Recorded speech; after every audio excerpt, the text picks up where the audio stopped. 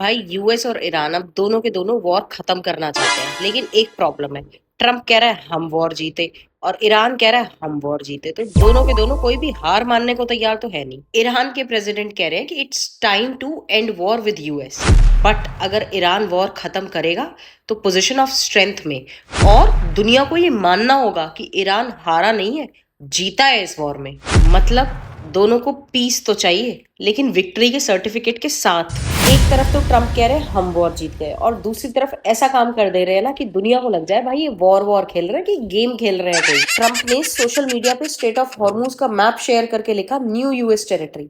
मतलब एक तरफ तो ईरान कह रहा है हॉर्मूज से एक भी शिप मेरी मर्जी के बिना नहीं जाएगा, और दूसरी तरफ अमेरिका कह रहा है भाई ये तो न्यू यूएस टेरिटरी है, ये इंटरनेशनल बॉर्डर्स है या उबर के लिए नया लोकेशन पिन शेयर कर रहे हैं। मजाक अपनी जगह है, लेकिन हॉर्मूज इस वॉर का सबसे बड़ा पावर गेम है। हॉर्मूज कोई छोटा मोटा वाटर रूट नहीं है। वॉर से पहले ऑयल की ग्लोबल सप्लाई का 20% तकरीबन इसी वाटर चेक रूट से गुजरता था। इस वॉर के चलते हॉर्मूज का शिपिंग ट्रैफिक बिल्कुल कोलैप्स हो चुका है। जो लास्ट वीकेंड गया है उसमें केवल 17 वेसल्स पास हुए इस रूट से। एक तरफ तो वॉर खत्म होने की बात हो रही है, लेकिन दुनिया का ऑयल हाईवे अभी भी प्रैक्टिकली जैम है, और अमेरिका मिलिट्री वॉर के साथ साथ इकोनॉमिक वॉर भी खेल रहा है ईरान के साथ। यूएस ट्रेजरी स्कॉट बेसेंट कह ही रहे हैं कि ईरान पे टफेस्ट सैंक्शंस लगाएंगे आज तक के।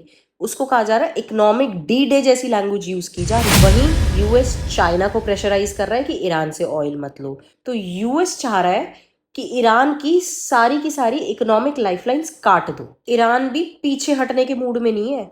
ईरान के सिक्योरिटी चीफ ने कह दिया है कि अगर ये इकोनॉमिक वॉर जारी रही तो भाई ईरान गल्फ से होने वाले ऑयल एक्सपोर्ट्स रोक देगा, और जो कंट्रीज यूएस के कैंपेन का हिस्सा बनेंगी उनको भी दुश्मन की तरह ट्रीट करेगा।